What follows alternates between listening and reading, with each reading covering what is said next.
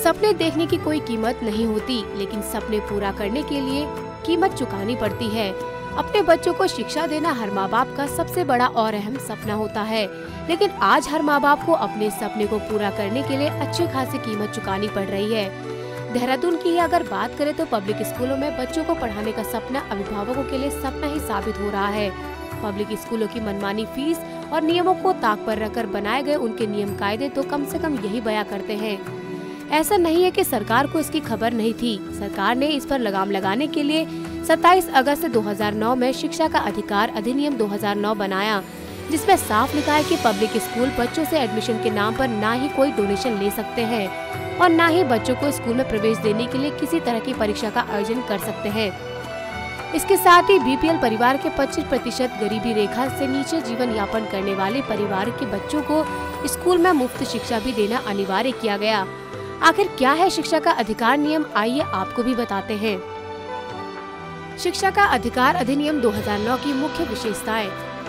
देश के हर 6 से 14 साल की उम्र के बच्चे को मुफ्त शिक्षा हासिल होगी, यानी हर बच्चा पहली से 8वीं कक्षा तक मुफ्त और अनिवार्य रूप से पढ़ेगा। सभी बच्चों को घर के आसपास स्कूल में दाखिला हासिल करने का हक होगा।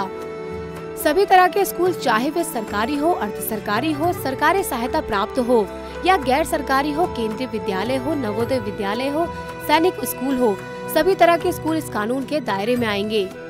गैर सरकारी स्कूलों को भी 25% सीटें गरीब वर्ग के बच्चों को मुफ्त मुहैया करानी होगी। जो ऐसा नहीं करेगा उनकी मान्यता रद्द कर दी जाएगी।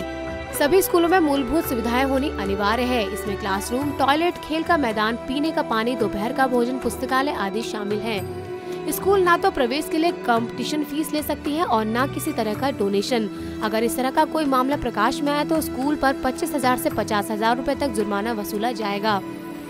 स्कूल प्रवेश के लिए किसी तरह की स्क्रीनिंग या परीक्षा का आयोजन नहीं कर सकते। ऐसा करने से 25,000 से 50,000 तक का जुर्माना वसूला जाएगा। निजी ट्यूशन पर पूरी तरह से रोक होगी और किसी बच्चे को शारीरिक सजा नहीं दी जा सकेगी।